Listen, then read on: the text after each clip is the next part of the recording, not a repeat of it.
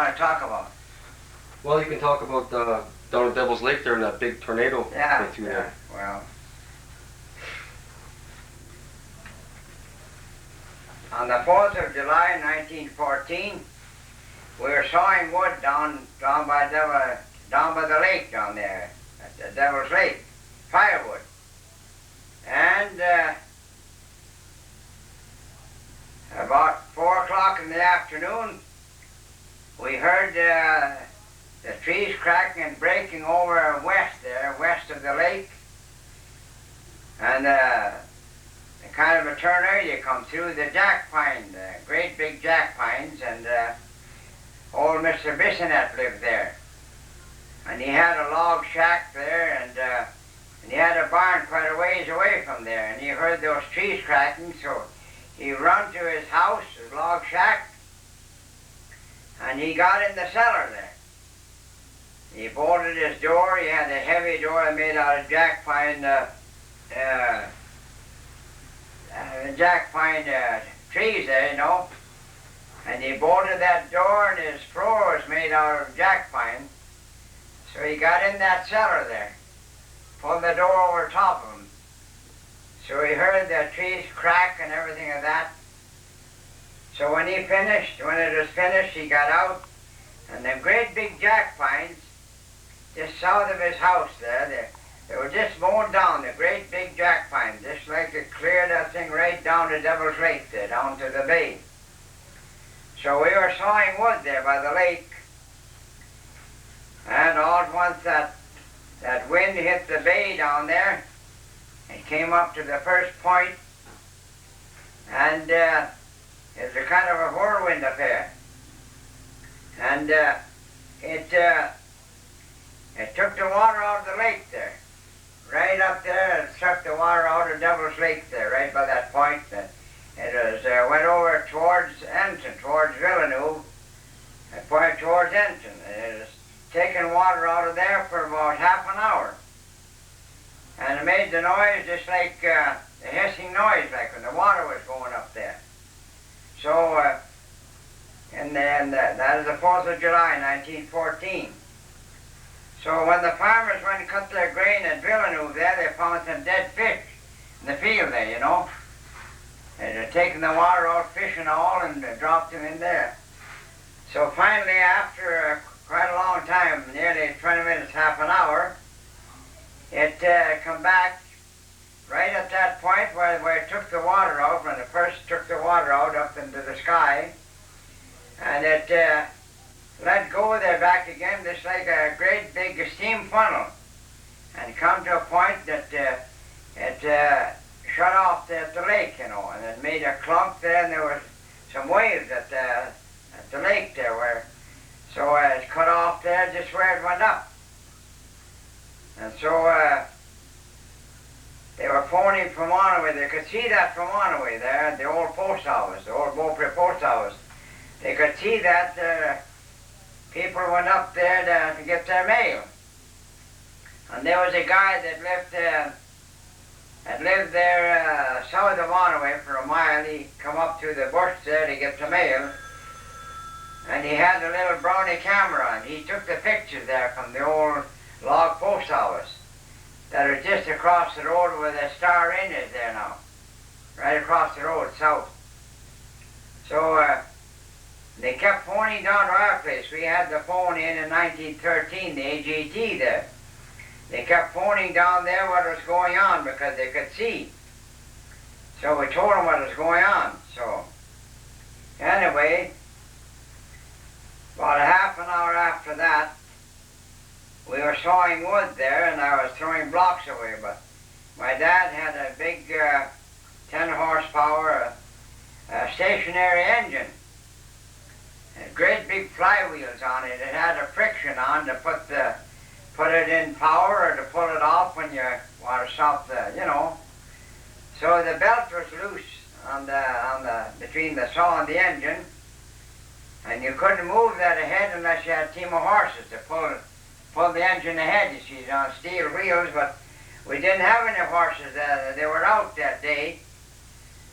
So the belt was loose, and it had a great big flywheel on there to give it more power.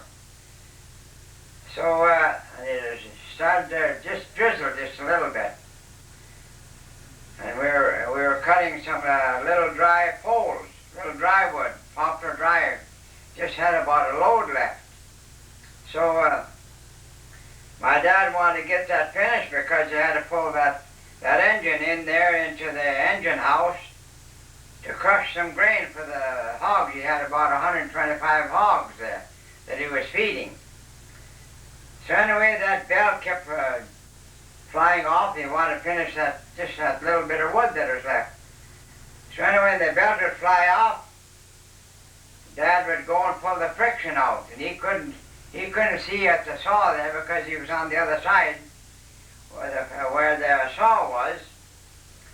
So as soon as the belt would fly off, I'd grab a stick and I'd put it underneath the shaft of the flywheel, and I'd put my foot on and pull up, to stop the flywheel. And then as soon as I was stopped, the hired man, he'd throw on the belt, and my dad, he'd push the friction in.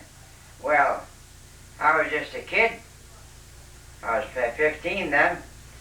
And I was thinking if that wind would have come on the layout to the house, it might have tore some of the big house apart, There's a terrible wind. But there's no wind on the land. And I was thinking of that, and the hired man put on the belt. My dad pushed the friction on, and boy, it started going there. And like a fool kid I was, I should have taken my foot off first, But I threw the stick away. And so they had a set screw, a collar and a set screw for the end plate. The end plate for on that flywheel. So I threw my stick away before I took my foot off, and then my foot slid over there, and the bottom of my pants caught the set screw, and it pulled me right in towards the saw.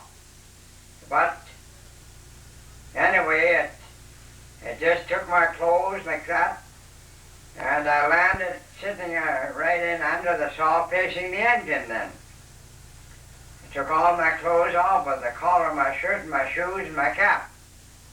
That's all I had left. So my leg was underneath the shaft and the other was on top. Well then, it broke my leg right up in the hip. So my dad, when he got the engine stopped, well, he come out there and I was sitting underneath the frame, and he says to me, he says, "You got undressed pretty quick that time," he said, "didn't he?" Trying to, laugh and make it, pass it off a little bit. "Yeah, you heard us, and my leg is broke." But when it broke my leg, all the clothes going from my shirt, then it pulled from my left leg up, and it all wound around that shaft, and that just broke my leg, you see. So I says, when it broke my leg, it just like if I closed my eyes, and after that I was all right. So I told my leg was broke, so they pulled me out from underneath there, my dad and the hired man, and I wasn't very big, but they held me up from the back there, and my leg was just hanging there, see, like a rag doll. So they got me up to the house, and the clothes had rubbed my, right here, right to the ribs there, and then a hole in the side of my thigh there, and then all the muscle was rubbed off of my leg there, see, on the muscle on my left leg. So it was pretty sore, all the skin was off, and so they brought me up to the house, laid me on the couch in the front room there. So then they phoned the nurse in Onaway, and she come down on horseback. She come down there, and then my mother, they took some flour bags. My mother made 6 little bags of sand, little bags. And then the nurse would put that in each side of his leg when we take him Denton, you see. That was about 4 in the afternoon that happened. So anyway, the hired man went up and got a team, and Albert Gray, he was in the barn when that happened. He was working on the new barn we were building, frame barn. So he went home anyway. He got ready and he come back, and so he was back there, and the nurse stayed there, and about 9 o'clock at night, they started out for Endron with the team and Democrat, and they put me on a mattress, a double mattress, right in the back of the Democrat. So before I left, the nurse gave me a shot of morphine there, you know. So we're going down the road, and it had rained, you know. It had been raining anyway. But the road, one wheel would go down, the other would go down, and they had to walk the horse all the way. Well, I was feeling pretty good with this morphine, you know. So we got there past Callahoo a ways, and going through the old trail there, and there was a lot more water down there. So then the thunder started to come again, and the wind and stuff, and lightning, and Albert Gray, he says, we gotta get out of here, he says. So we had about a mile and a half to go to Timothy Callahoo's, you know, this side of Illinois. So we made it there. So we woke them people up. And I told them there, I says, you know, I says, there was a splinter. When it broke my leg, there was a splinter. Broke off of the bone there, you see. And a piece of bone, about 2 inches long. So I told them, I says, when you get down at Timothy Callahoo, we knew those people well. We used to stop there all the time, you know. I said, if they got a shed somewhere, I says, just back the Democrat underneath there, you know, and, you know, because if you moved me in the house, because it was a little log house, it is a narrow door. They weren't like these standard doors. A nice little log house, but it had a narrow door, you see. So, no, they backed up there, and they woke the people up at night there in the middle of the night, like. So, they pulled me in there with that mattress. Well, I said, a narrow door and a big mattress, you know. Well, when they bent that mattress up there, that piece of bone seemed to go into the flesh, and they laid me on the floor there. But anyway, I was on the floor. So anyway, it was an awful storm. It was a darn good thing we were in the house, because you could just hear the, you know, the thunder and lightning and rain. So when it got daylight, they got up. My mother slept in a chair there, sat in the chair, and got up and had some tea and stuff. I had a cup of tea, I guess, so they loaded me back in the wagon, in the Democrat. So we got to St. Albert just before noon. So I drove into the livery barn. That St. Albert used to drive right in. You know, had big doors, and you'd drive right in there, you know. And so I seen the Democrat, and they had hitched the horses there. You know, in them livery barns in those days, they had what they call the hostelry, because the homestead and everything. They had a livery barn. They'd be a guy there at night, you know, doing all day long. And even with the buggy and the driving team or the wagons, you know, soon you drove in there, they'd come and hit your team. You drive right in the big barn. There was big doors that open, you know. And you drive in there, then they'd hit your team. So they put the team in, so I laid in the Democrat there. So Mother and Albert Gray, they went to have something to eat, you see. So then they brought me a bowl of soup, and I ate a little bit of it. But then when it started off for Renton, I was pretty sore. My leg was sore, you know. So there was a French doctor there, Dr. Giraud. So before we left for Renton there, well, he come and give me another shot of morphine, you see. You put it in your leg, you see, you know. So that kills the pain. So we got into Renton the next, like from 9 o'clock, like the night before, we got into the old General Hospital there about 1:30 the next day. So they took me there to emergency. They brought me upstairs. An old doctor had been a family doctor in Renton there. Well, they'd phoned into him. So they take me upstairs to the x-ray, and then the x-ray wasn't strong enough. So they loaded me up again, took me down to 4th Street in Jasper on the south side. Dr. Malcolmson had a stronger x-ray there, you see. all done with, they made their own power there, you see. So they took an X-ray there. So anyway, I come back and I woke up. Well, they didn't use a cast in them days too much. That was a long time ago, you know.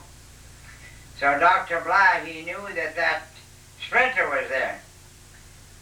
So he didn't want to put a cast on anyway, because he said if it didn't run in the right place, he'd have to operate and put it in the right place. But he didn't want to do that unless he had to, you know, operate on the leg, you see. So anyway, when I woke up, he said it anyway, and put that splinter of bone where it's supposed to be, just by the X-ray. He went and they could feel, you know. So anyway, when I woke up, I was laying in bed there, and my head downhill, and the foot of the bed was up about 6 inches, and I had a piece of 1x4 all the way from my leg, past my leg, you see, past my foot, all the way there, right up under my arm here. Piece of 1x4. So they had it all wrapped around there with this black adhesive tape, you know, that sticky tape. And right up all the way around, right up under my arm, you see, to keep that splint straight, you see. So anyway, I stayed there for 8 weeks there on my back. 8 weeks. I never turned over or anything. 8 weeks on my back there. My head downhill. So anyway, I guess they took me back to 2 or 3 days after they put that on, they took me back down there to the X-ray, and everything was all right. He'd said it good, so he figured it was all right. So anyway, I stayed there for 8 weeks on my back. They never turned over or anything. My head downhill, so they fed me there, you know. And I had like a teapot and a spout on it to drink, and then they'd feed me, you know. So then the First World War broke out on the 4th of August, 1914. And there was Mr. Louis Newton. He had a cancer in the jaw, and we knew him well. He used to come to our store. And he lived up there where Brenda Hewlett used to live. That was his farm where Ken Goodenough lives there now. That is Louis Newton's place. But he used to come in there and see me. There was another man in the room alongside of me, an Irishman by the name of Kavanagh. And he fell off a bridge in November the year before, and this was in July. And he was broke up in I don't know how many places, that man. He'd been in there since November. He was in the next bed from me. I was in a semi-private. And boy. So anyway, I was there, so anyway, when the time came, well, they took that adhesive tape off, you know, and I had quite a bit of hair on my chest, legs, and so when you come to take that adhesive tape off, you know, boy, he'd tell me something in French, you know, French-Canadian doctor. He'd tell me something in French, and then he'd grab and pull to beat the dickens, because you pull it slow each hair, you know. And I said the tear had just running off out of my eyes, you know. It was quite sore, you know. So then he got it all off anyway, you know. So my leg was just like a board, you know. So after a while, then he come there and he wanted to pump the muscle back into my leg here, you know. He'd put his right arm underneath my leg here, above the knee. Then he'd take his left hand, and he'd take my foot and pump down to bring the muscles back. Boy, that was sore. The tear coming out of my eyes, you know, and I could feel that right atop my head. But he'd do a little bit every day. You see, he'd get it born, then he'd move my leg back and forth, right and left, you know, and then up and down, you see, to get circulation back in my leg. So then I come home then with crutches. So I had crutches for about a month and a half or so, and then I got going around, not too bad. But my leg was always short, from the knee up to the hip. See? So that's what happened then. But I was sure scared. The First World War broke out the 4th of August, 1914. Because, you know, you hear the stuff in the corridors there. There were some French orderlies from France and some German orderlies in the old General Hospital. And they were good friends there, you know. And at that time, all those people come from France or Germany, they were reservists in their armies, you know. You know? So if in time of war, they're called back. If they don't go back to their country, they level out and don't go back, you know. So these reservists, the French and the German, they had to go and fight one another there, you see. And I was so doggone scared that the Germans would get over there and me, I couldn't get out of bed and run away in the burk. You know, as a kid, it's a foolish thing. But that's what it was. But anyway, I got around that. So, the three of you brothers, you all had bad legs, huh? right? The three brothers, you all had bad legs, though. Yes, yes. There's my brother Adrian. He was born at the big house at Devil's Lake. He was born the 1st of November 1907. My brother Paul, he was born in the big house too. In that big rooming house there, big place, on the 12th of June 1909. And when Adrian was born, old Grandma Noyes, down Noyes Crossing there, Grandma Noyes, old Grandma Noyes, she was the midwife for Adrian. And when Paul was born, old Mrs. Gray, she was the midwife. They lived up there where Walter Schutz lives there now. Walter Schutz at the river there, you know. She was the midwife, you know. So that's built in 1906. They started to build it right away when we come out, and the 2nd of April, 1906, we landed out there. But we had another farm 1 mile west. Is it on? Yeah, it's on, yeah. 1 mile west of Devil's Lake there. My dad had bought a farm there right at the corner there where you go up to Whitehead's Road there. And he bought that from John Felix Callaghan.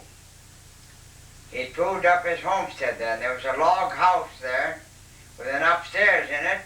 And the barn was across the road from the old Lakes and Dan pack trail. This is a fairly big house, eh? Well, yeah, it's a big house. How many bedrooms? It had 11 bedrooms upstairs, and then a big sitting room at this corner over here in that window there, you see? Right here? Yeah, up to this corner here.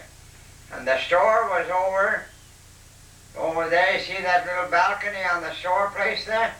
Right here? The store was there, and that bedroom's all the way up, all over there, you see. And then that is the front room there, over this way here, you see. The front room, and that was and then there was a dining room, and then there was a summer kitchen at the back there. And the song place, and the homesteaders and things, and used to come there, you see, and then we had a livery barn for people to put their horse in the barn there, you see, those days. They're going homesteading, and anybody traveling.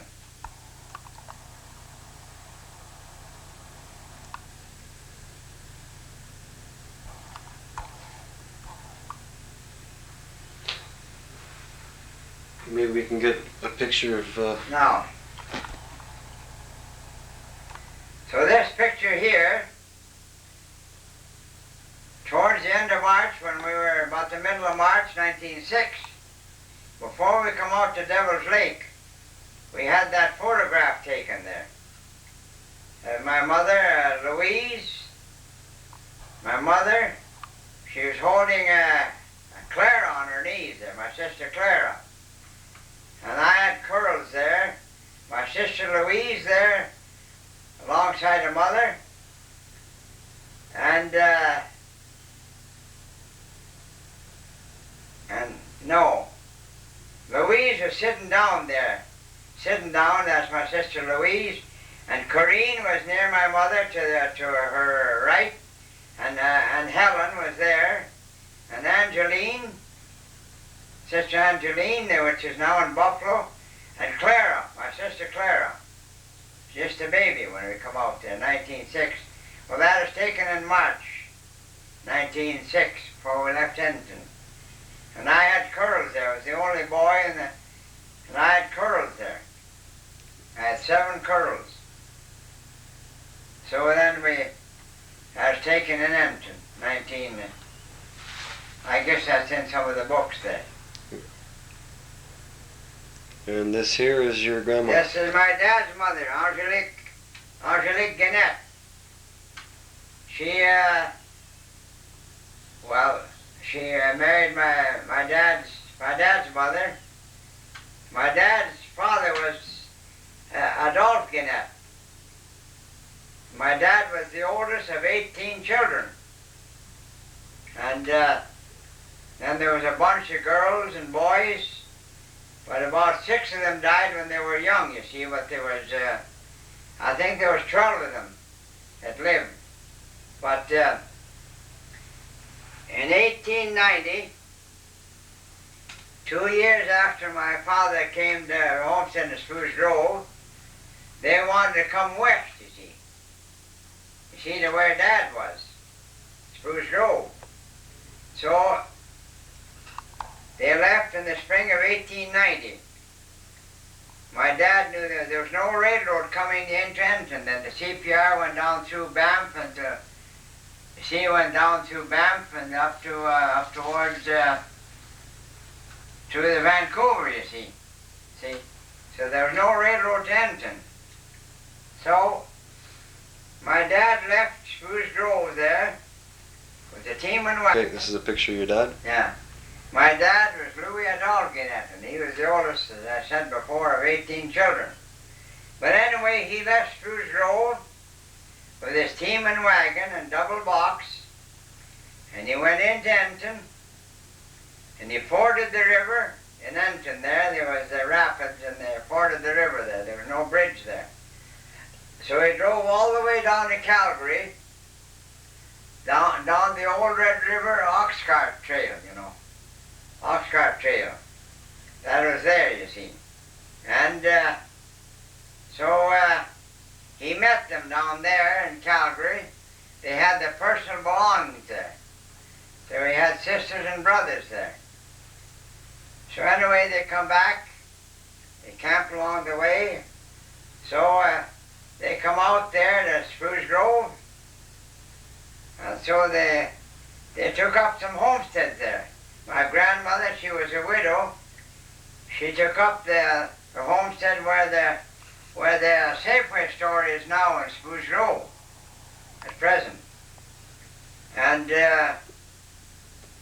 Oscar Guenette, another brother, my uncle Oscar Guenette, he took where Spruce Grove is there. You know, he bought that CPR land, quarter there. And then my brother, my dad's brother Ed, he took the one east there where you go down the Century Road along the track there. But my dad, he homesteaded right across the road from Spruce Grove there, where the elevators are there, you know. And first week in April 1888, homesteaded there. And then later on, he bought another quarter south of that. They could buy them at that time from the government. You see, another homestead there. They call it script. And then another brother of my dad, that Lord Guenette, he took the quarter north and west of my grandmother's, you see.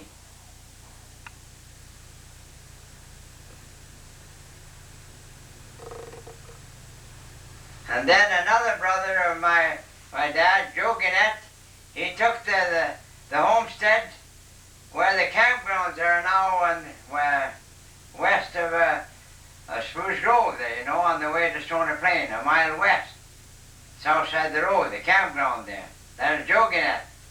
So you see, they had 5 quarters right on the Highway 16 there. And that road he had one half a mile north, you know. My dad had 2 quarters down in Golden Spike Road there, you see. So they had 7 quarters of land there then. So you see there was no people around there then. Dan Brox had the one east of Spruce Grove there. And Oscar Guenette, he bought the other quarter, the west quarter. Yeah. So that was, and then after in 1890, my mother's people came up from Hull, Quebec. My dad's family, they come up from Sherbrooke, Quebec. And my mother's people, they come from Hull, Quebec in 1890. She had 3 brothers and 1 sister. So they homesteaded south of the overhead bridge, you know, going towards Enton, 4 miles south, and they all took homesteads there. They had 4 or 5 homesteads there. So she was a Gagne, my mother was a Gagne. So they homesteaded there. So my dad was a widower when he come up to Banff to be a telegraph operator in the old Banff Springs Hotel. He come up in 1886. And so he had a son there, and his wife died when the son was born, so my grandmother, old grandmother Guenette, she raised young Adolphe Guenette. They named him after my dad, you see. So anyway, so that's what, so my dad was a widower. So when he first come to Enton there, the spring of 1888, well, when did you meet Grandma? When did you first meet Grandma? Grandma? Yeah. When? She, the Burnett, they came off from Burstall, Saskatchewan in 1926. In May 1926, they come up there from the prairie there, you know. They used to farm a lot of land, and they were getting, they couldn't raise crops anymore. They hadn't crops for 2 or 3 years, and they used to farm 1,100 acres of land there. They started with horses, you know, come up there in 1912. Old great-grandpa Burnett, old Mr. Burnett, you see, A.E. Burnett, and Grandma, they come from Oklahoma, you know, from Enid, Oklahoma. They come from Oklahoma there in the summer of 1909, you see, and Grandma was only 3 years old. And Jessie was just a year older, and then there was Cecil, was about 1.5 years younger. They come up then covered wagon. They come right up through there, you know, through the country there, through trails. And they were about 4 months on the road, 2 covered wagons and mules and horses. And they made about 20 miles a day, so they were 4 months on the road. They come right through the old trail, through the Panhandle, Cheyenne, Wyoming, went through one Indian reserve, and through there they come up to Medicine Hat there. So then the father Kavanagh there, he had a place that he'd meet the train in Medicine Hat, I guess it was. And he's kind of a land dealer, you see. So they stayed there anyway, quite a few months, I guess. So then they finally got some land in Burstall there where they homesteaded. So anyway, when they got there, well, Grandma's mother, she was pregnant all the way from when they left Oklahoma, you see. And they were going to take her to Medicine Hat. Well, they were about 60-some miles away when they got out over there, you see. Medicine Hat is in Alberta, you see. And they were over in Saskatchewan. So on the 13th of January 1913, Ines was born, you see. They were going to take her to the hospital, but there come a big storm, you see, and they couldn't make it, so anyway, there was a midwife there, but anyway, as soon as Ines was born, the mother died, you see. Her mother died. So she doesn't remember too much, but Grandma says she remembers. You see, they buried her right on the land there, you know. She's buried right there, you know. Right on there. And she remembers, and looking down into the coffin, she says that's one thing, you know, an impression, you know. But she never knew her mother. I think Jessie might remember a little bit better, but but they don't remember. So she was brought up, her dad never married again. So it was the 3 older boys and Esther, you see. And then for 7.5 years there was no children, and then there was Jessie, Edna, and Cecil, and then Ines, you see. So Ines, well, a neighbor woman took care of Ines for about 8 months. And then Esther got married, and she looked after Ines. Well, Ines is living down at High River, Alberta now, you see. Youngest girl. But anyway, they came up to Onaway. They're getting dried out there, no crop. So they come up here to Onaway, and her 3 brothers took some land up there where Gordon Adams is now. They took 3/4 of land there, right? 2 on the highway or whatever it is. They took 3/4. There's 2 on the highway there. So it was all bush. So winter 26, 27, and 27, 28, they'd go out, her dad and the 3 boys, they'd go out the crosscut and cut the trees down, you know. Leave the stumps up, about 3 feet high, and they'd pile all the bush. A picture of it the other day there, I don't know if it's in there, but anyway, great big logs between. They piled that all up. So Grandma says she was born on the prairie. There was no bush on the prairie, you know.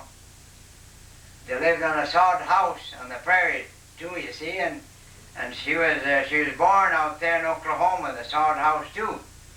They were cool in summer and warm in the winter, you see. So anyway, they come up there, and they took them 3/4 of land. They'd buy them so much a year. Well, it was all solid bush. They'd never seen any bush. And it didn't rain down there too, so they built a house that there where Gordon Adams lives.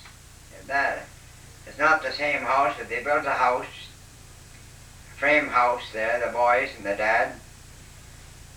So the first time it rained, the girls were out there. They weren't used to rain. And in 26 and 27, it rained every day but Sunday. Jesus, rain and rain and rain. All those meadows were flooded down there, you know, down Charles Lennore's meadows, and up there where the lagoon was, where we used to live there. Mm-hmm. All those meadows, and all the way down the river, and the big meadow there that, you know, we used to have there, you know, where the big house is at the creek. But it rained and rained and rained, all but Sunday. And so the girls, when it started to rain, they weren't used to rain, they'd go out there and stand in the rain, you know, and look up at the rain. And they said, there was the old trail there, you know, that's Highway 43 now, just a dirt road. And says, if they wanted to see any, they'd go out to the road, look up and down the road. That's the only thing. They weren't used to the bush. That's what it is, you see. So our dad and the brothers, they got sick of that, you know. They were from the prairie, so they decided to quit, you see. So they were there 2 years. So they had an auction sale and they'd brought up 2 carloads of stuff, from the prairies. That stuff was moved free then, to get them from the prairies as long as you got some land. So they had 2 carloads of stuff, horses, and they had a couple of 4 mules, some horses, and a great big mule, and a binder, and some of their machinery, and then loaded it on away there, you see. So then they brought it out to the farm where Gordon Adams lives there now. So they'd had enough of that. After cutting that bush for 2 winters, they left everything. So they decided to have an auction sale on the 3rd of April, 1928. And so Grandpa there was little mules that they pulled those covered wagons. They had 4 little mules, 2 on each wagon. They had some horses too, So anyway, when they had the auction sale, those 4 little mules were still there on the 3rd of April 1928, and they'd come up in 1912. They were on the sale there. And on the sale bill they said about 11 years old, somewhere there. And the girls used to use a team, and buggy, to go to school. And in the winter time they used to have a kind of a homemade car, and they'd go to school in Onaway, you see, from where Gordon Adams lives. They had a buggy for the summer, a buggy with a top on. Those little mules. Well, they never broke any land up here at all. And I don't know if they brought a tractor or not anyway. So anyway, the auction sale there, well, there's a guy from south of Carville, right straight down Highway 16 there. South of Carville, you ever been south of Carville? Yeah. It's all hills and holes. Is that by Genesee? Yeah. So this guy here, he bought these 4 little mules, $25 a piece, and he used them to farm in those little sharp hills for them, and he used them to plow and one thing or another to farm. And but those little mules on the sale bill, it was around 11 years old, Well, they must have been 4 or 5 years old. They come up in 1912, and this was in 28. But a mule will live to 60 years old, Is that right? Some of them, yeah. And a mule will never get foundered. You can turn a mule into a bin of wheat, They only eat so much.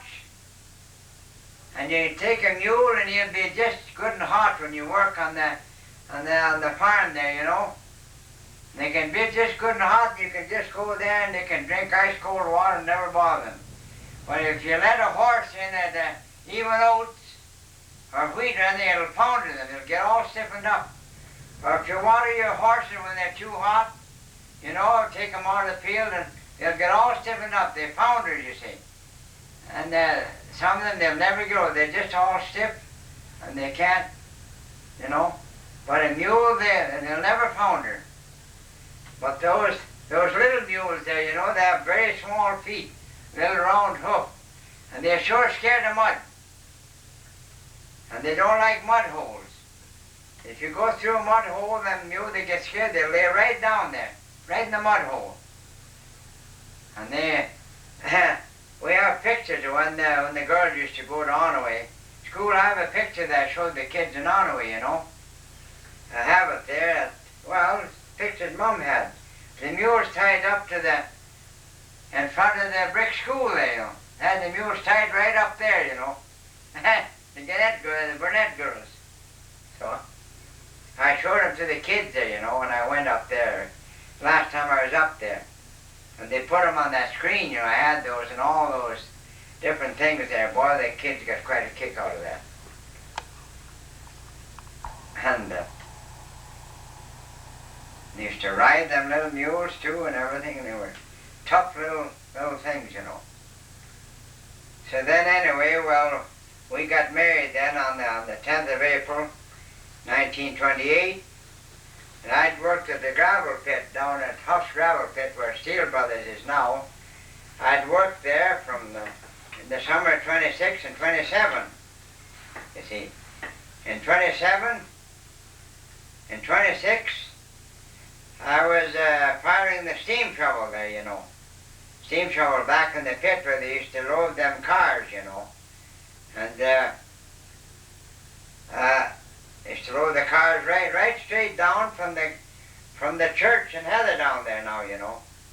And you know the powerhouse was right there where you come down that road launch where you go south. The gravel pit there was Steel Pit, was Huff Gravel Pit then. And we used to, 27, they were digging gravel right in the road along there, just south, east of the church there, Heather Down Church. And I was firing the steam shovel. Well, at that time we have pictures of it in there. At that time the steam shovel, it took 2 men to run it. There was a shovel runner.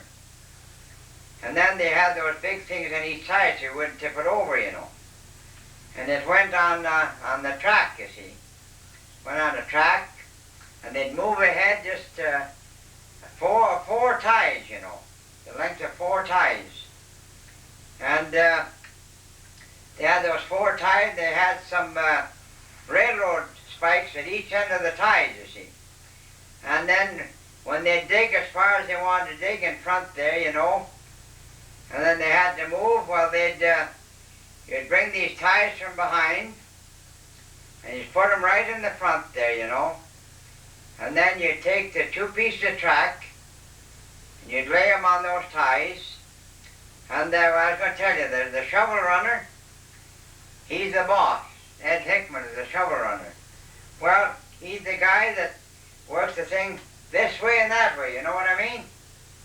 He swings it back and forth. And there's another guy sitting up on the boom, Charlie Flynn. He has a steam throttle too, you know. It's all done by steam, you see. And he digs it in there, you see. And then the steam shovel, it's like a backhoe, but the other way, you see. It'd go into the bank, bring it this way, and then the Charlie Flynn on the boom there, he used the steam too to dig the damn stuff, you see. Shovel runner, all he does, go from this or the other, you see. They were sitting on a seat over here, and it's all enclosed, you know, like a big car, you know. I'll have to show you that sometime. Mm-hmm. And then the shovel runner, he sits up on the boom there. It's inside too, you see, so you don't get wet. And then he pulls the little string there, you see, and it dumps it in there. They had steel cars, you see, to go down to the tipple, south of where Pollock lives there now, the youngest one there, Johnny Pollock.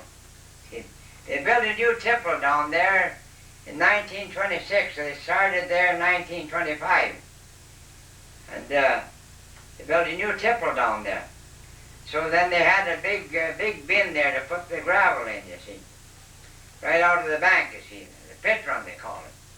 But anyway, the shovel runner, see, and then he'd pull that, and the thing flies open. You see, it's up there like that, and it empties. And then he lets it go, and then the thing catches again, you see. Yeah, like that, you see. When it bangs there, it goes down in the slot there. So that's what they do, you see, like that. So, and then as I say, well, when it was time to move ahead, you know, he'd clean that, just as clean that goddamn Charlie Flynn, just clean as this floor. It's got to be level, you see.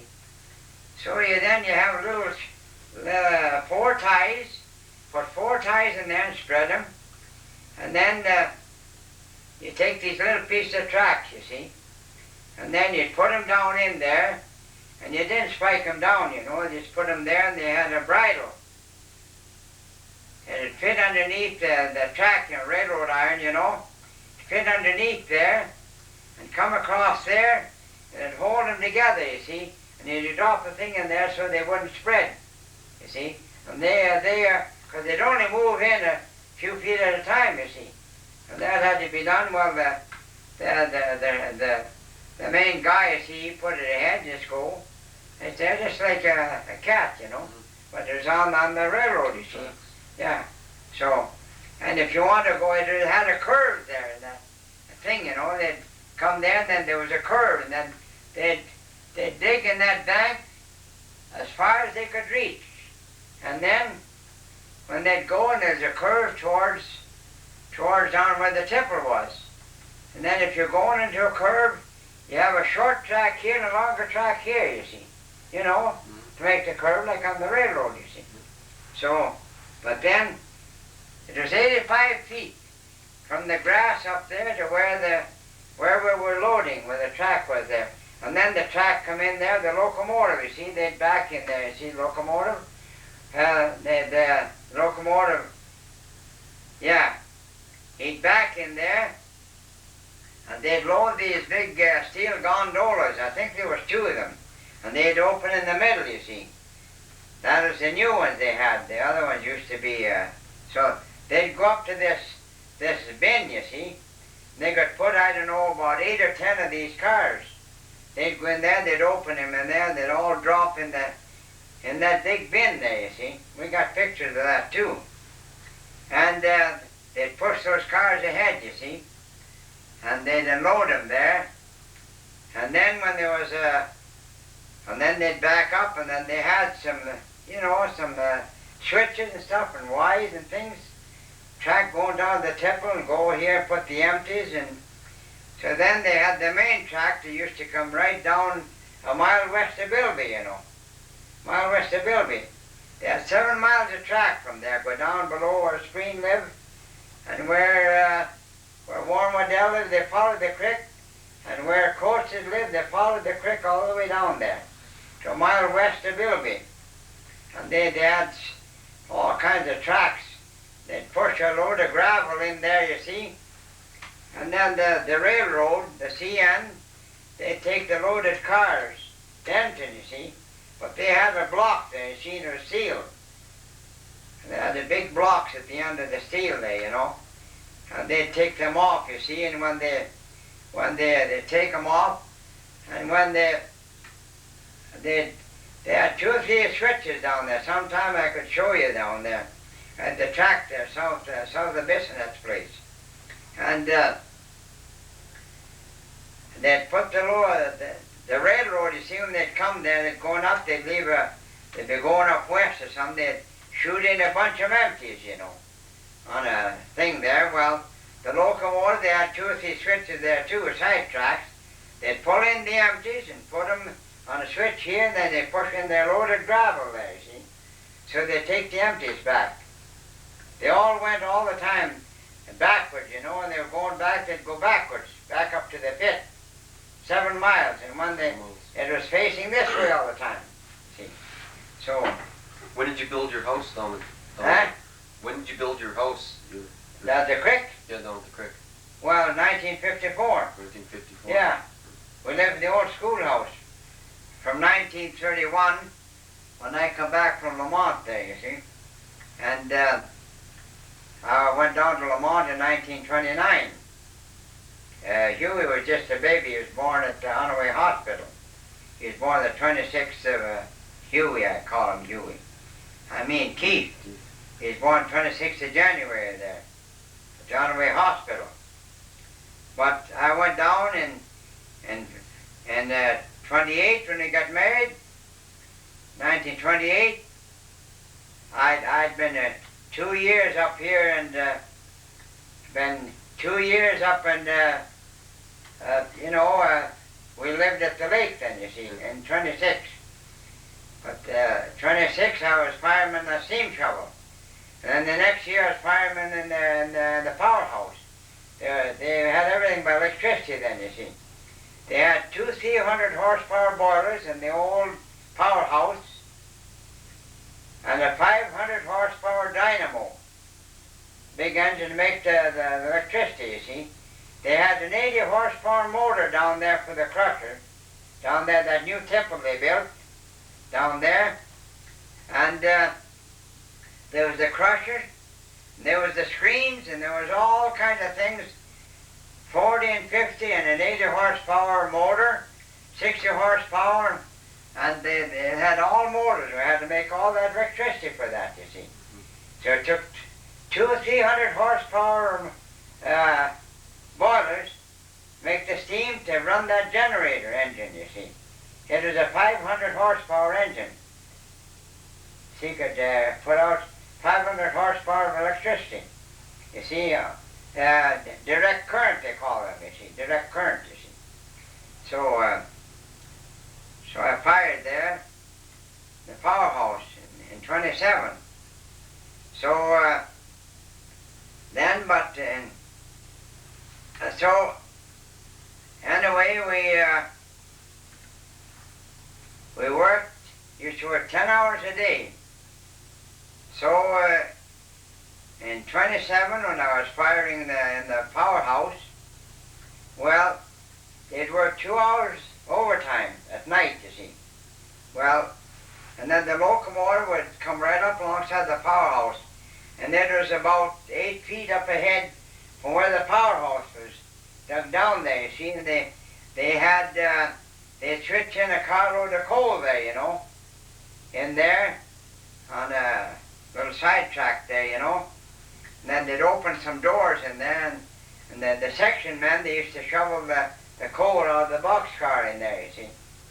And then I had a seat in there in the powerhouse, an old locomotive seat out of a locomotive, you know, engine, you know, that come the train like. But I used to get that coal in. It was a lump coal, but it was a steam coal like. But when they worked them longer hours there, I used to shovel 34 tons of coal, 34 tons of coal in 4 days. See? So, that's a lot of shoveling. Well, I was pretty strong in them days, 27. And so, anyway, so I had some good muscle, boy. My arms got pretty long, you know. So, and I was pretty strong then. 27, I was 28. A year older in the years, you see. So, boy, and then all them big boilers, you know, I had to clean the ashes out twice a day.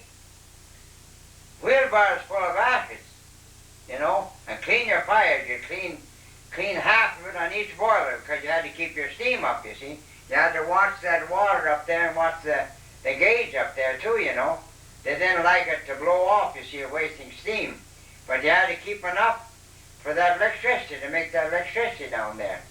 So, and then you got to clean your 72 square feet of grate for each boiler, now mind you. And clean the fires twice a day, and the ashes. Wheelbarrows full of ashes. And on the south side there was a little door there going out there. And I had a little ramp on a plank then to take the ashes out of the wheelbarrow. The clinkers from that coal, and not only the ashes, but the clinkers from that coal. Take it out and wheel it out there and dump it out there. And you had to do that, you know, and watch it well. And then at noon, the locomotive, they'd always back in by the powerhouse. And I'd have to see that the tender, you know, the water for the locomotive, the tender there, see that was filled. And then on the top, right straight where you go down the road there now, as I said, we're digging gravel right there. And there's a big hole in the bank over there, and then the tracks are on this side, you see. But there was a big ledge of land there that was right up there. There was still grass up there. They'd never touched, you see. And they had an old locomotive tank up there too, the tender locomotive up there on the hill. And there was a board up there with a float on it, said how many feet of water there was there. Well, I'd have to fill that too, and they had a hose from there for the boiler for the steam shovel. So I'd look after that too, you see. And then I'd get up at, we'd have breakfast at 7. I'd get up at 6 o'clock or earlier than that, and I'd go there and I'd look at my fires, you see. I'd bank them at night, and I had to go over there and get them going, you see, so when we started, and I'd blow the whistle. They had a whistle, you know, and you'd hear it from miles. When we lived at Devil's Lake, and you could hear it from miles, you know, steam whistle that the old Bob Stokes put on there, and you could hear that. Well, I'd blow that whistle in the morning. The guys to have breakfast, you know. Well, where did you and Grandma first live when you got married? First lived? Yeah. In a tent. In the tent? Down there, down at Ferntalk. We got a picture of it. In a tent. We got married. I went down before, you know, but the superintendent, and you know the wages are 35 cents an hour and 26, 27. Well, 10 hours a day. And we paid our board out of that. But when I got firing in the powerhouse, I got about 15, 20 cents more there. I asked him. And Andy Mitchell, he was the superintendent there, you know, then for the 2 years, Andy Mitchell. And then he decided to go down in 28. He and some other guys there, some guys bought an old gravel pit that's down at Ferntalk, the other side of Camrose. And he and some other guys, there'd been a gravel pit there before, you know. And that was in 28. So the old ties had rotted, you know. The old ties had all rotted out there, you know, when there's a mile from the main line up to the gravel pit in Ferntalk. So he told me, he says, I saw him in Empton, and he says, you get your papers, he says, Jerry, he says, you've been firing for 2 years now, and he says, I want you to be an engineer down there, he says, at Ferntalk, so we're going to build a new plant there. So I'd been up in the bush there for Eccles, you know, up there south of the other side of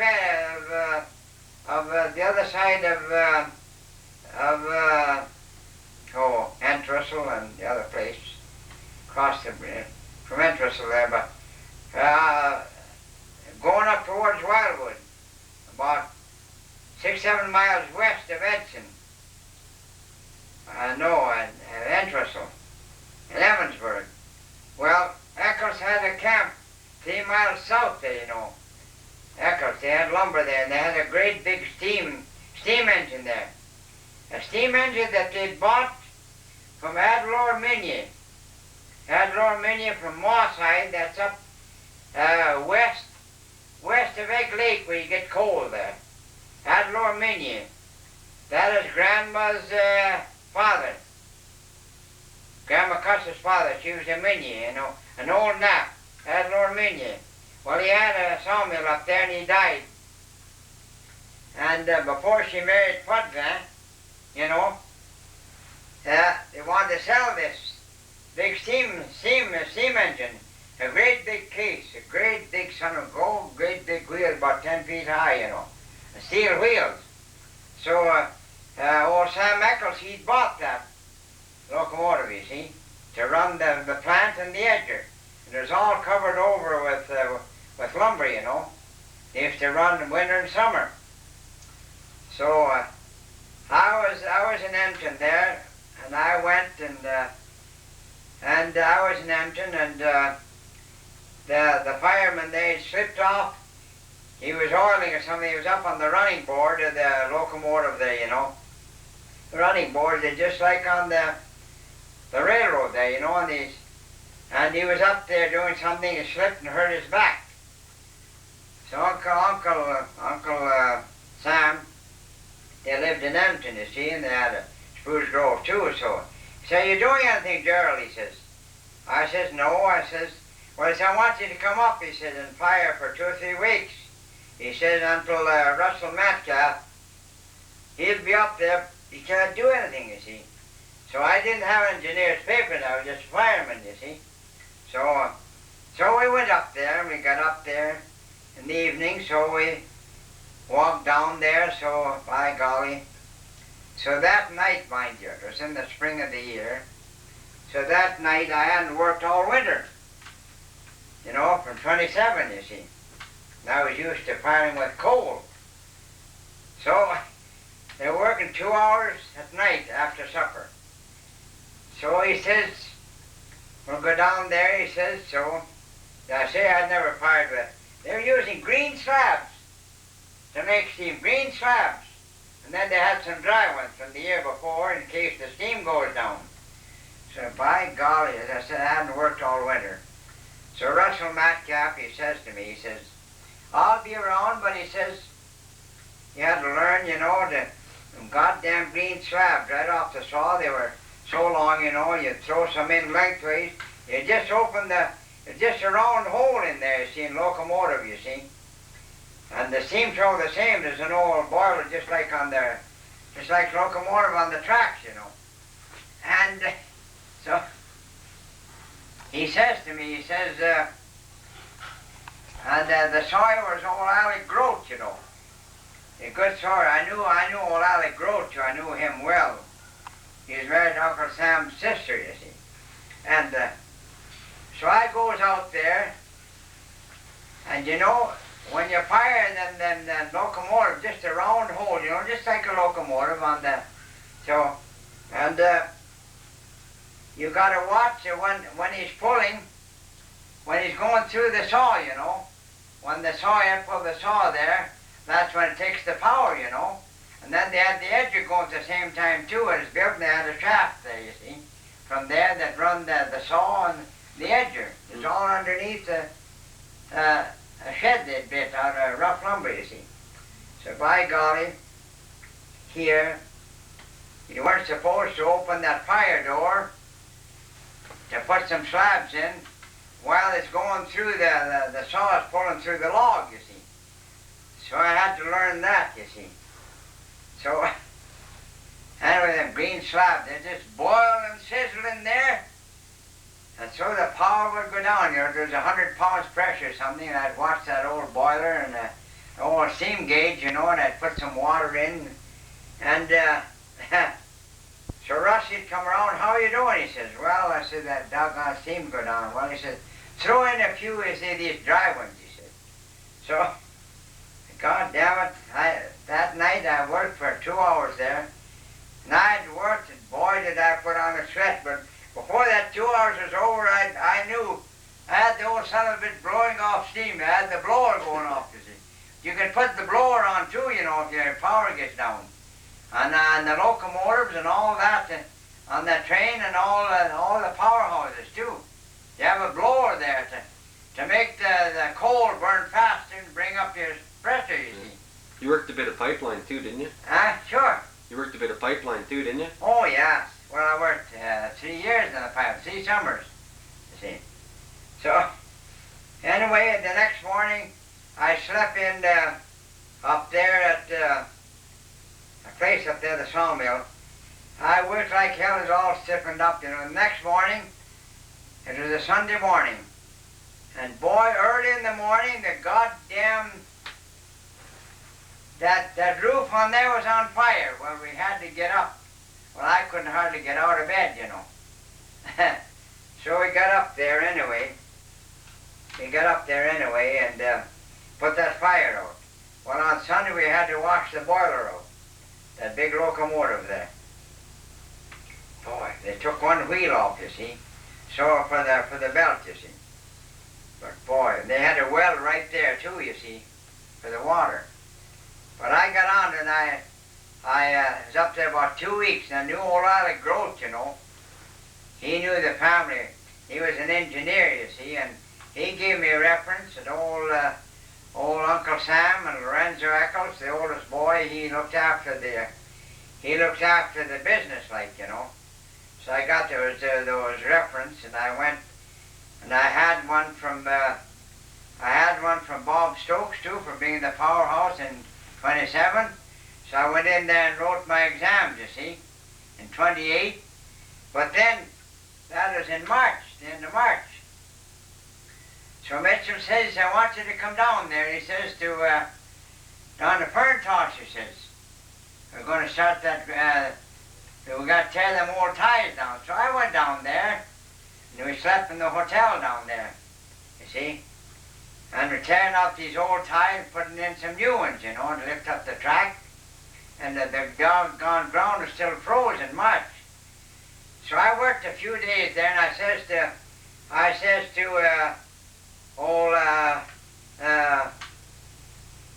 said, superintendent there, Andy Mitchell.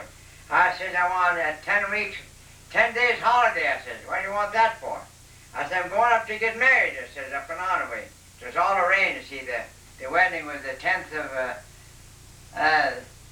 April, you see.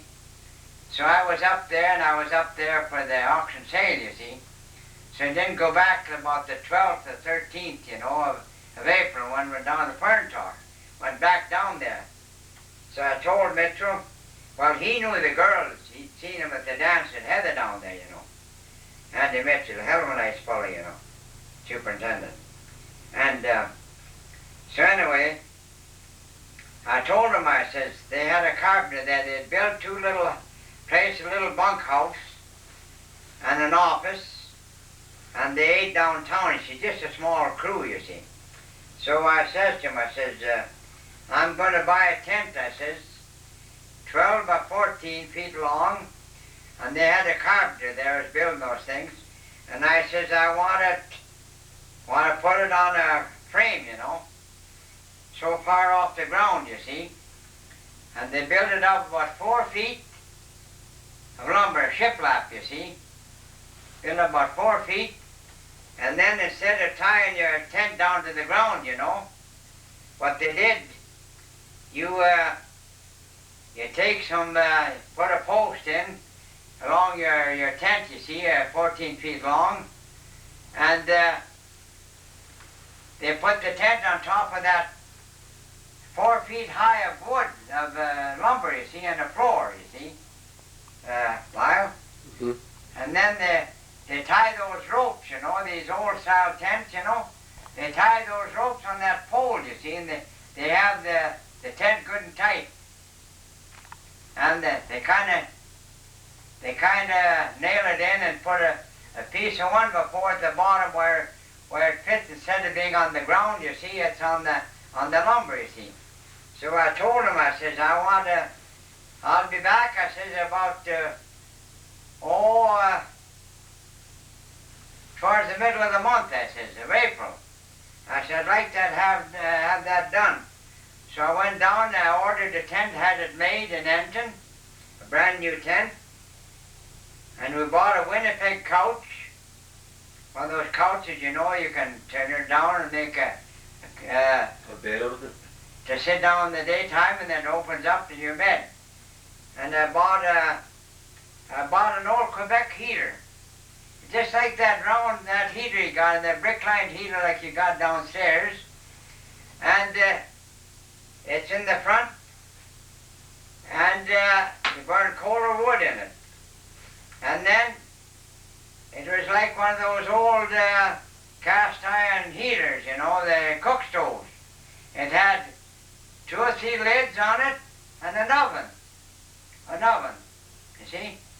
And all that heat comes in a brick-lined heater. Boy, she used to bake some nice stuff in that oven. And I used to put coal. I used to get coal from the.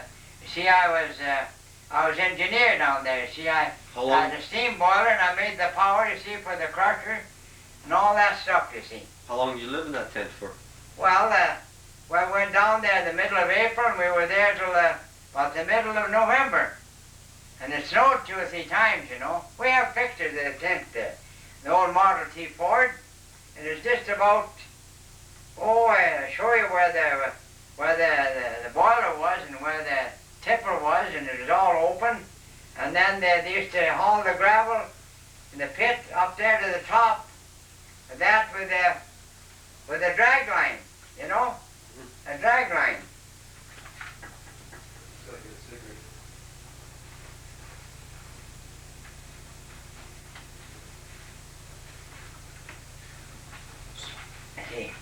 With a drag line, you see, and they'd move that drag line, and there was a fella that run that little upright boiler, you see, an upright boiler, you see, a little boiler up there, and had quite a bit of power, but he was cold too, you see. You guys had quite a few visitors too, like Oh, yeah. Grandma and Grandpa, people stopping at your place quite a bit, eh? Oh, yeah. You used to hold elections there and stuff? Yeah, yeah. Tell us a bit about that. Yeah. But anyway, this fella here, and then old Tom Livingston, he was the boss down at the pit here in 26, 27, you know.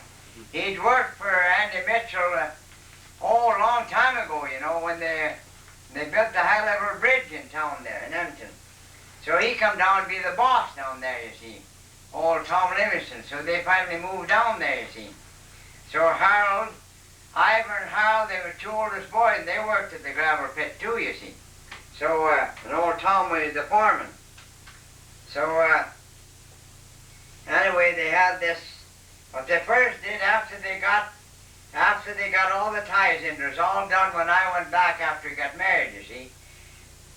And it took a couple of days before our stuff come down and the thing wasn't ready, so we stayed in the hotel, Mum and I, for 3 or 4 days there, you know. We had a room there, and the guys used to eat there too in the hotel, you see. And then,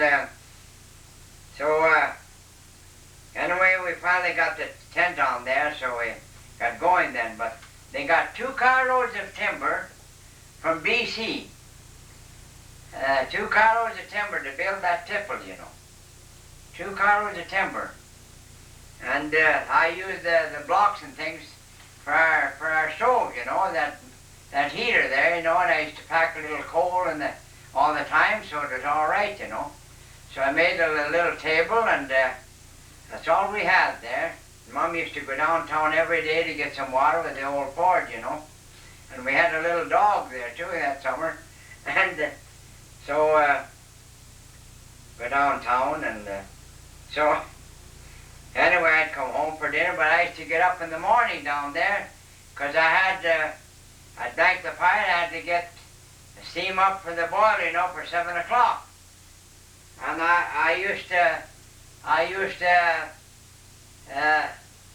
look at that hoist thing, you know. It's a little upright boiler.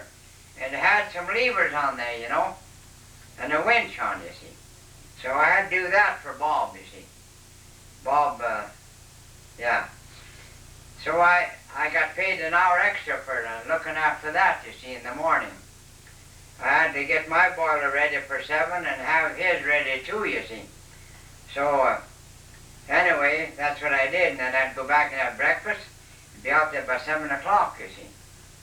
So it was quite a rig, you know.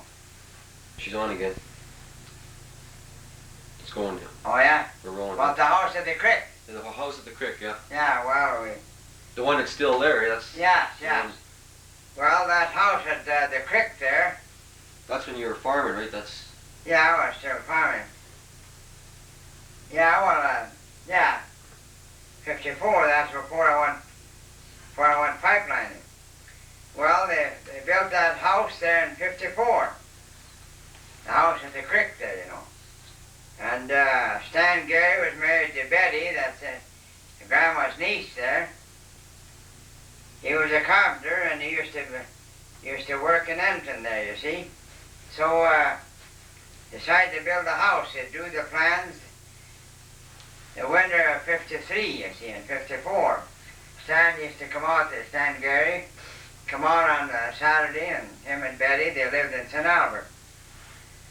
So they decided to build that house. So we had a lot of lumber there. We had some lumber sawed, you know, spruce lumber from the swamp behind where the old school was, and across the road there. So we had Miller sawed that, you know, and we piled that lumber up. It was just rough lumber. It was all spruce. Left it piled for about 3 or 4 years, and then we had O'Brien to come up and plane it, you know, make shiplap out of it, you see. Plane the 2x4s and everything, so then we piled it up again, let it dry for 3 or 4 years. So by that time, it was in 54, we decided to build that house. We dug the basement, 2 or 3 years before, Louis dug the basement when with Harold Livingston's cat, when they were piling bush up up there, we would come over the hill there, you know, we come over the hill from the creek there. And so started to build that big house. Well, they come up there, and Stan used to come out every weekend. And Louis and Armin, they did all the work on that house. But Stan used to come out every weekend. And Keith, well, he was working for Bird Construction in town, building them big blocks there, you know, at the time. So they were married. He got married in 53, October, Keith. So anyway, built that big house. So the boys did all the work there. They even built the chimney and every damn thing. And so finally put in the floor in there. So we moved into there on the 11th of November, 1954, Armistice Day. But before we moved in, they had a big dance there, you know, the guys that put in the line there, you know. And they were moved to Jarvie then, you know, Ken Goodwin and other guy there. So they come to the dance anyway. So then, well, then 54. So then the boys, you see, the boys, they'd go up to work for Livingston's in the wintertime, you see. They went 6 years up there, up near Canuso up there. For Livingston, they'd spend all winter in the bush. They'd come out in the spring when they had to get out on account of the roads, you see. So anyway, then we had the post office in the old schoolhouse, and they moved it in there, you see. Then in 54, we moved in there that fall. So anyway, we'd put in some diesel fuel furnace in there. We bought from Johnny LaFleur in Onaway. And we had that there, and we didn't have the pipes fixed there yet when we had that dance in there. Well, anyway, we moved in there. So we had the power brought over there in 54 when they put in the spring, you know, put the power in. We had the power brought over there to the big house, you see, over there. We never had no power in the old schoolhouse. So anyway, I hauled lumber out of town. They had a shopsmith, you know, a thing that they made all the lumber, Louis and Armin. I hauled, they made all the window frames and everything, door frames and everything. And we had lots of lumber. And they only made 4 feet of concrete, and then the rest is wood, you see, up to the 8 feet, you see. And I hauled all the stuff out there, like, you know, with that 50 International truck I had there. And we had all our own lumber, all but the long stuff for the roof. We got that from, I don't know. We got it hauled from somewhere else there. Because ours is all short lumber. So then I hauled all the stuff, all the paper, and all the lumber, they say, it was fir lumber. I hauled all that stuff out of that red truck. And the roads are bad, holy cripes. And I hauled all that stuff from different places, and glass and different other places, and all over. And I kept hauling, and they kept going. I hauled the shingles and the plasterboard and everything. So, and those are terrible. I'd go east, and I'd get stuck down there this side of the Fifth Meridian, and I'd have to go to Herb Birkenstreiser's there and get pulled out. And then I'd try to come back the other way, and we'd get stuck past where you used to live there, you know. The old road used to come around where they put the car there. It didn't go straight then, you know, the old road, you know, where you come from the north there now, you know.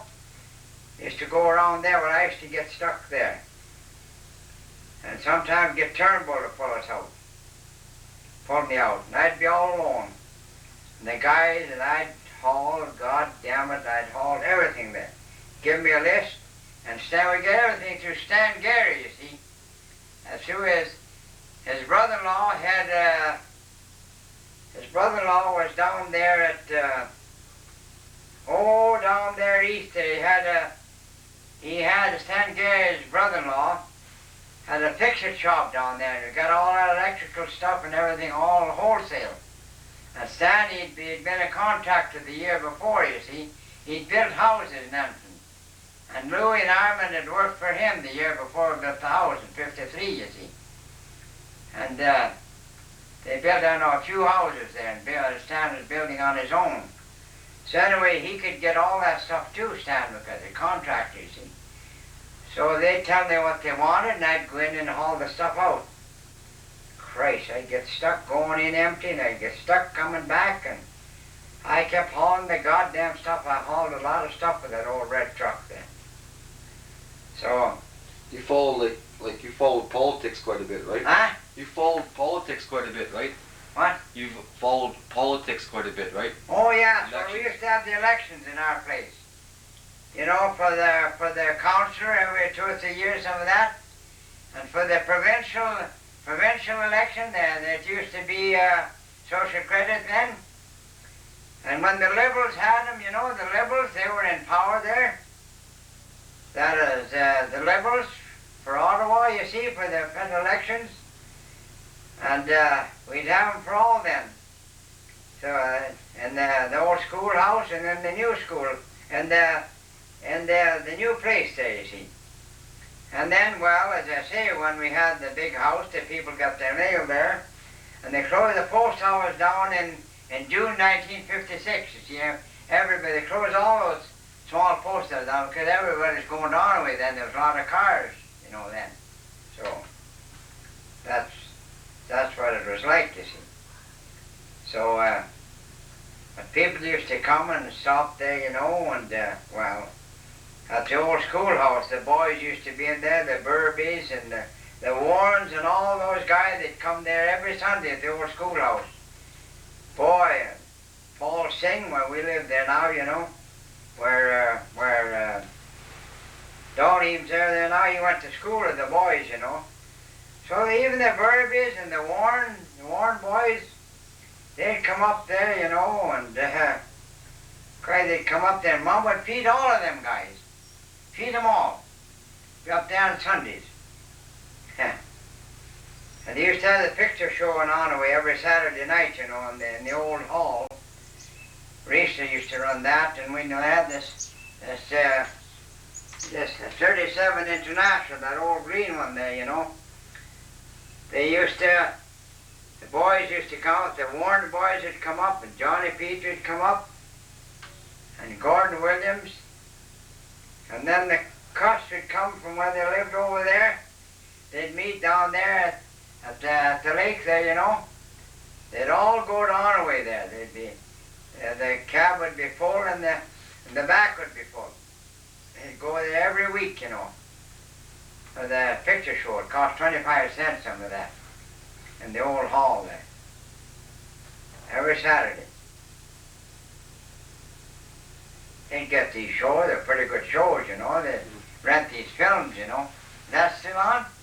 Yeah, it's still on. Yeah. Believe it or not, you were on film. I figured. I just want you to tell me a bit about back in, you lived in the sod house, was it Oklahoma? Oh my God. Yeah? What year was that? When I was 3 years old. You were 3 years old? I don't remember anything about that. I came up by covered wagon. You know. Yeah, and you were only 3 years old. Yeah. Yeah. There was our mother and dad, and there was Louis and Estel and Matt. Yeah, maybe you can tell me a bit about. Okay, that's your mother on the. My mother on the right. On the right. And Aunt Amy is on the left. This here is your mother? That's right. This is your Aunt Amy. My Aunt Amy. Yeah. So, you never did see your Aunt Amy. She's the one that sent you these pictures? That's right. Because you used to write to her all the time. Yeah, because I used to write to her when I was a girl. Mm-hmm. They always lived in California. They moved to California. And when Dad moved his family out from Oklahoma. Your dad is this fine-looking gentleman. Yeah, that was Dad. Right there. Yeah, Edgar Eugene Guenette. Edgar Eugene Guenette. Guenette. And that's the Burnett's that came from Scotland years ago that belonged. They have a castle over in Scotland. Creasy's castle is still there. Creasy's castle.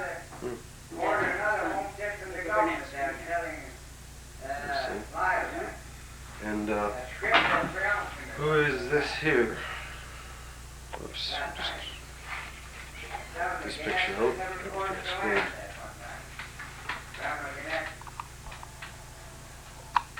Oh, you see here.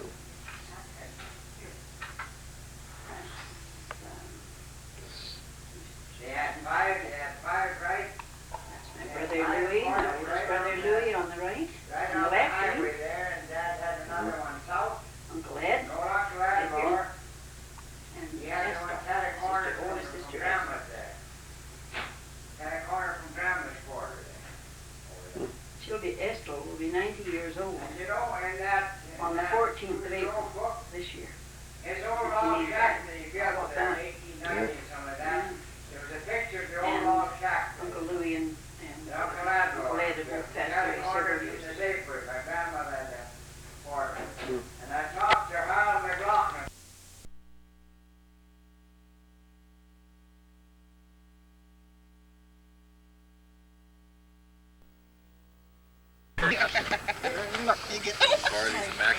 You are a backstabber too. Let's break the nose off. Throw it in your face.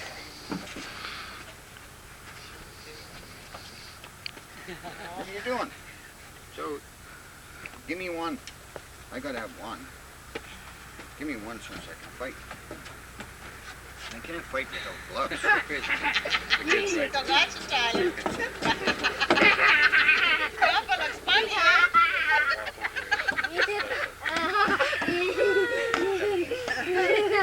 You can't fight with a guy like that, can you, Tyler? When they're goofy. Papa, you're gonna skin Put that face up. If you stop it, you're my dad. Go, Papa, you're gonna Here. Already said you're gonna skin yourself. Yeah. Already said you'll skin yourself in that deck. Your gloves. Yeah.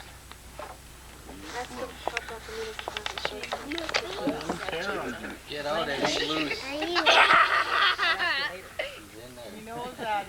I'm going to tell you also, I left your towel at that. Oh, no problem.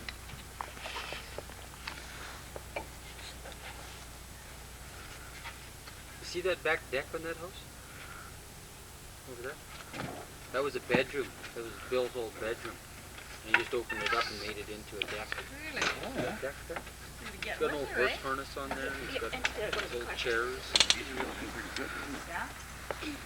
It's got the roof on it, eh? Like when it rains, you can sit up there. Yeah, I like that. And the roof wraps right around. He ripped on it. It's like a Like whole it. different place down You there. have to look and look. It's pretty. Well, I noticed from the It's outside. a hell of a job. Good. Well, that's what he did. He comes from the he put an open high prairies where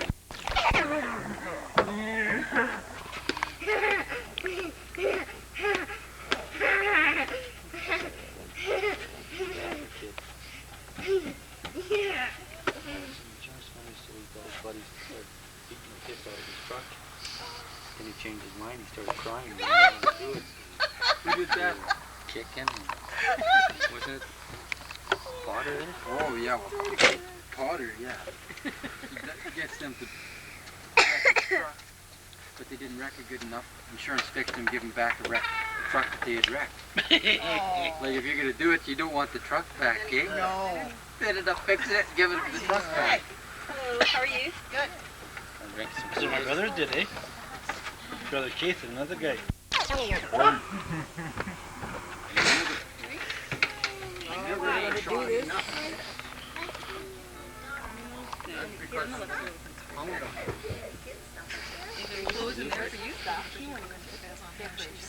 Is anybody else going to go over and see this here? I'm not going to. You go ahead and see what You want another shot of me rubbing my belly there, Tell though? me you want to get a picture of him riding his bike. Hey, Hey, Debbie, tell me you want to get a picture of him riding his bike. Smell a rat. Soap, isn't it? Yeah, what color is it?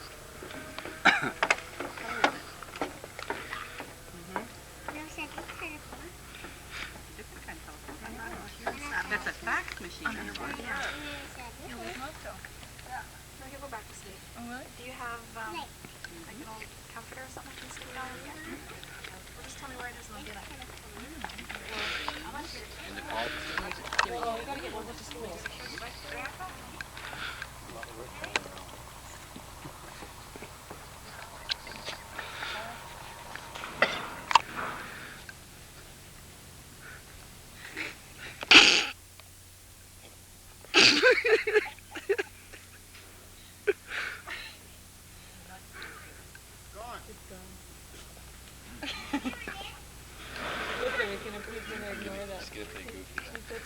Can I move this other thing for him, please?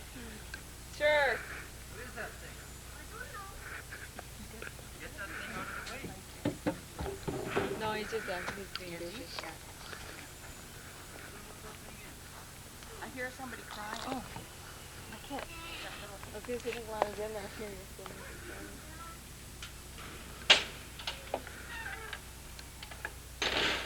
Get this thing out of the way.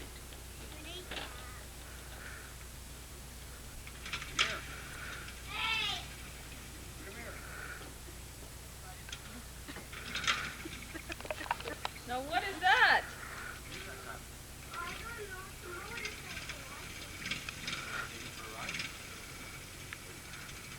Yes, who do you think it is? Who do you think it is? Think that's your dad? Yeah, my dad. It's a little small for me. See how you fit on it. I think that's Tyler's. That's Tyler's. Can you stand up? See if you put your feet down. On the ground.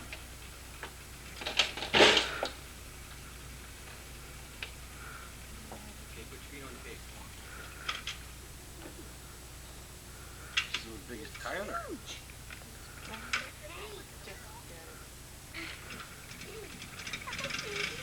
see you work the gas through. Work the gas through. I'll see what. See how much you weigh. Let me guess. All right, you do it light. You can work that gas throttle. A little lighter than that. He's like Uncle Huey. Can you work the brake though? Yeah, that's the one you gotta worry about. Oh, worries about the gas.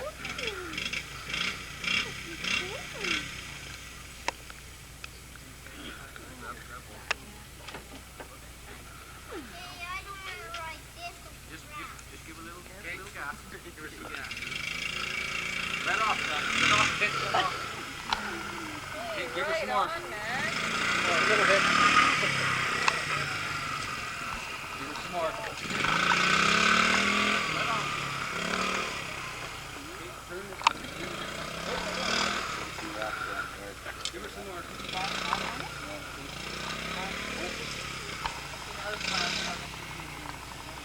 Mama, give up. You want to get off that thing? I want it. You want to get off?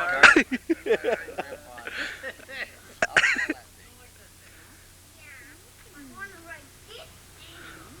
This goes way more faster than that. This is a BMX. He doesn't even want it. She does though. Hey? Sure she does. Not afraid left. Oh, there you go.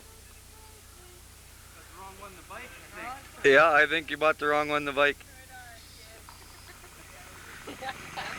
There goes.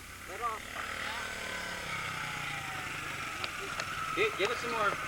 Give it some more gas, sorry. A little more gas. Turn that handle a little bit. That's the throttle. But you don't get it too much. You pull back, that's too much gas. Don't get it too much. Give it a little bit.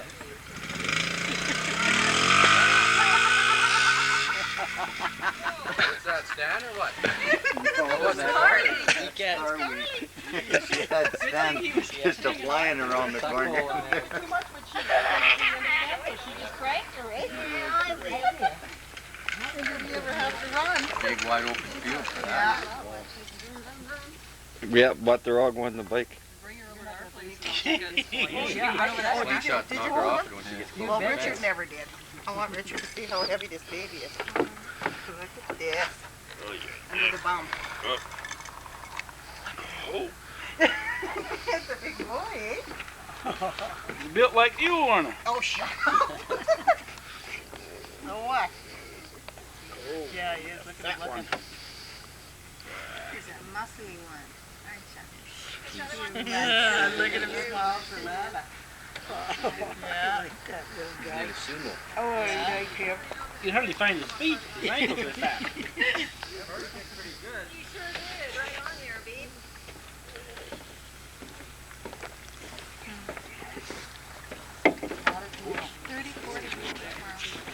You know what?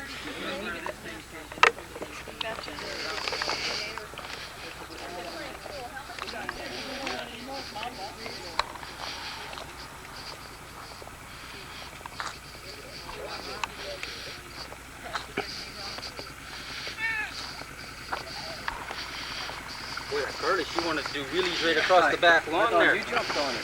No, she did. Where's the brake on that thing? Hey, see, this is the brake. That's for the front tire, right? And this is for the back brake. You never hit this one too hard because it'll make your front tires skid.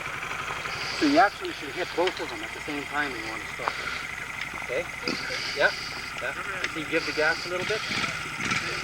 See, and that, you always go like that to let off, and that to give it a bit. Like, straight ahead lets off. Okay? Down behind, you give it a bit of gas. Not so much, not so much.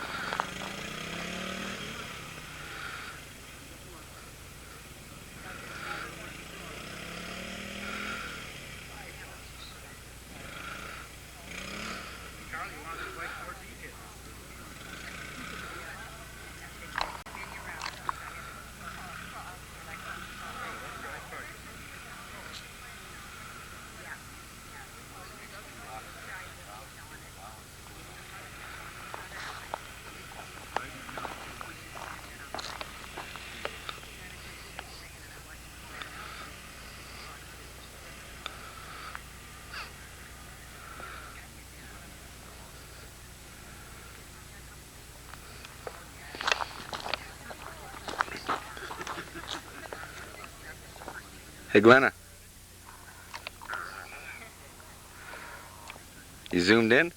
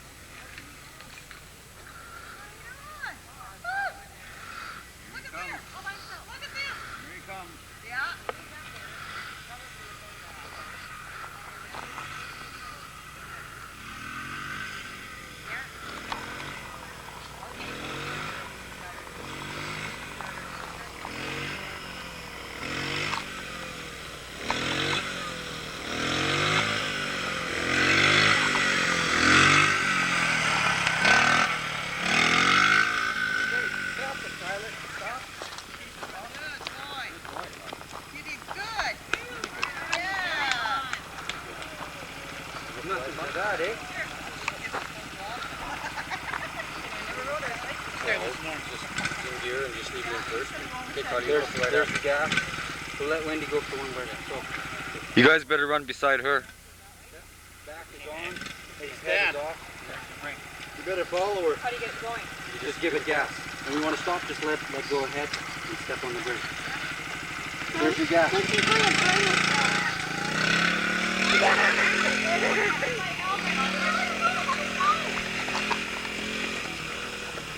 Oh, make this stuff fast. Didn't take him too long to figure out how to drive that in. Huh? Didn't take him too long. As long as you gotta keep them back here. Yeah, well, that's not too hard to do. Don't give it too much. Do I have to put both brake pads? Oh, Nope. she can ride like that. My legs are too long. I gotta squat. Can you do like this? Here, Stan. Stan. Can't give it too much You gas. little guy get a picture on me. Can't give it too much gas at the start. Okay, Uncle Stan is gonna get on with training for a minute. Boy. No, this is training on by himself. Are you going for a ride? No way. Let's go for a ride. Yes, sir. Chad? Down, Chad. Yeah, that's just pretty blue on my nose. Oh, look at it. Looks pretty good.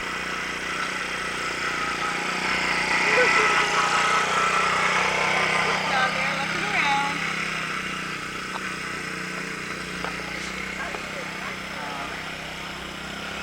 Here, here's your gift. Took her off. Wait. That was on film. Was it? How good.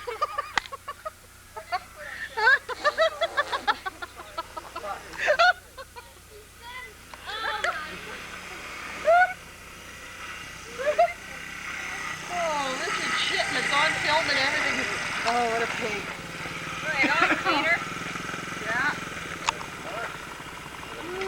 I'm going to try it again. I just want to. I'm gonna get Roger up tied on his bike here. Whoops. Does that helmet fit?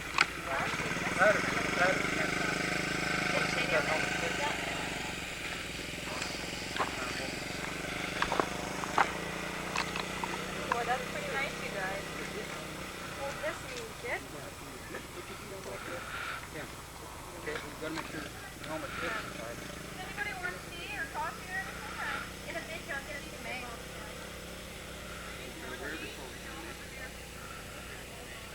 Didn't you think it was your bike? You crazy kid. That's good. Here.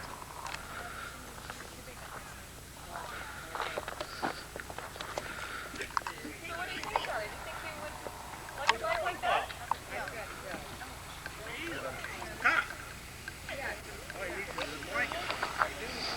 Okay, you sit on your bike and I have to get a picture of you.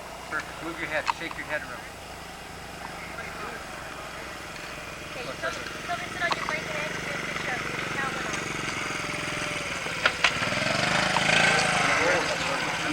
Bike riders always wear a helmet. No way. Don't do that. Okay, and Glenna wants to take a picture of you on your bike. Oh, I gotta get this. That's what race bikes. That's what race bikes do. Guys that race bikes, that's what they wear. In case they wipe out, they don't hurt their face.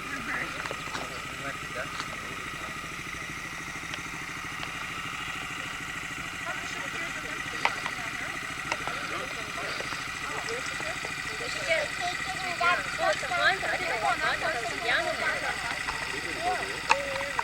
Okay, we'll get the size. We'll get the size and try to. Where's yours? Over here. Okay, let's hard to sit on. Then I can. And what do? You just hit your foot against it? No, up. You gotta go up. You gotta let off the gas. Then you lift up. Let off the gas. Lift up. Okay, I Tyler. thought you were going too fast. Just wait. Don't go anywhere. Just wait. Okay, Carly, you gotta move out of the way. Carly. Lean off on the one side and that side. Okay, bud. You gotta look at me. Yeah. He's mad. Just for the first little while because it's breaking in and we don't want you to rev it too fast. Okay. Want to go around Doug's again? Just wait. I'll get his special on it. Give him thumbs up. Okay, where's your real thumb? motorcycle. Thumbs up like this. What's the woman gonna? Go ahead, honey. Camera side. Oh, I gotta give a little bit of gas. Let's go around Doug's again. Okay.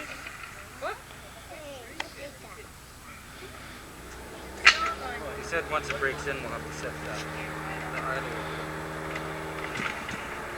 Can you start it from the side? Move your foot.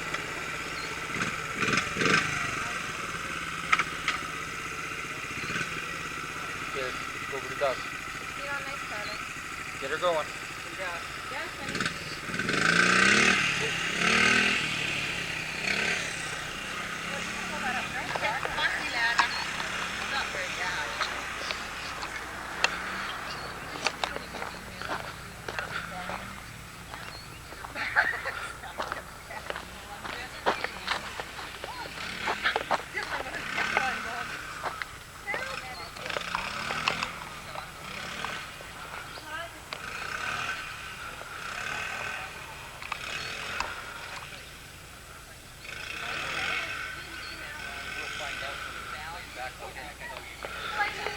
Wait till he finds out there's 2 more gears.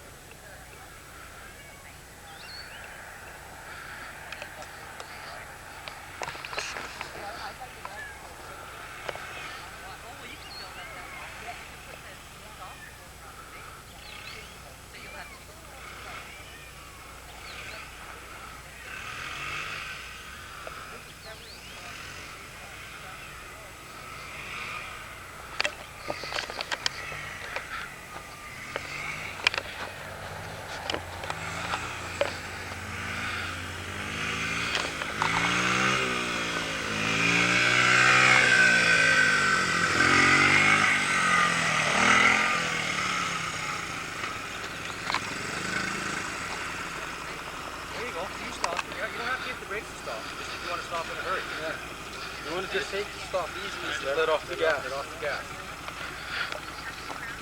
What do you think of that? Huh? Do you want me to take it back? Said you can set the throttle idle up after it gets broken. You think we should take it back, Tyler? Huh? Tyler, what do you say to all the nice people that bought you that bike? Huh? You gotta say it a little louder. You're welcome.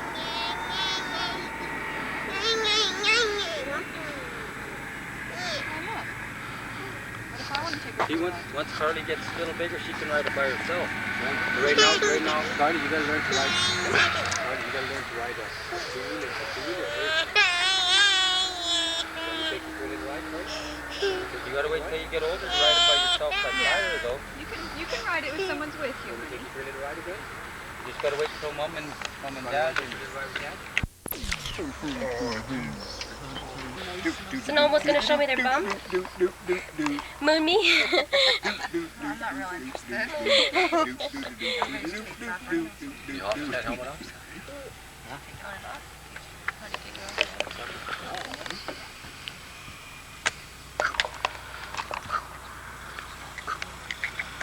Well, we can watch it on TV in a couple secs.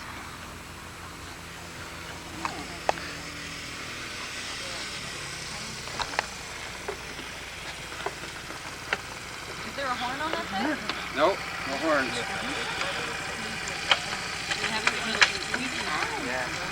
Yeah. Slippers? Okay, my turn. Yep.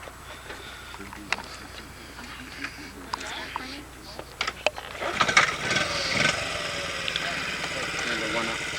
Yeah. This one here, right?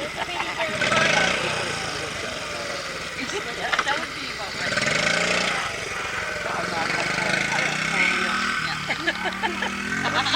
I never rode a bike. You got a catcher. What's mommy do? Whoops. She would run into a tree or Yeah, she's gonna kill it. You better watch her, Tyler. She's gonna kill it. Oh no.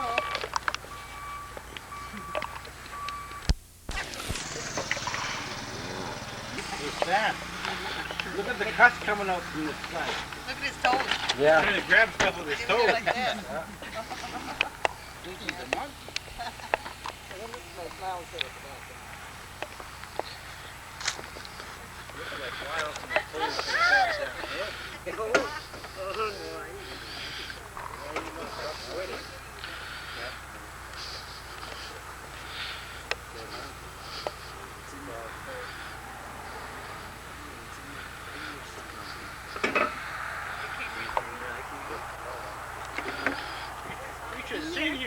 like a bloody... Can in there? No. Is there a can? Okay, can you bring me one? Can you open it? You can. Get all scratched up so it looks new on cold.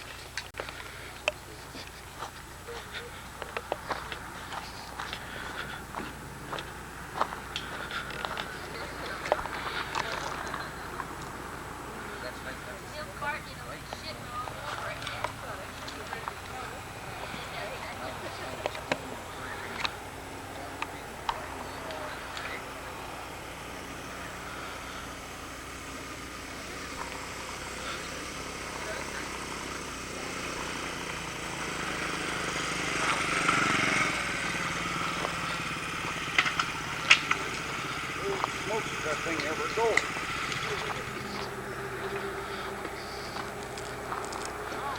Wow.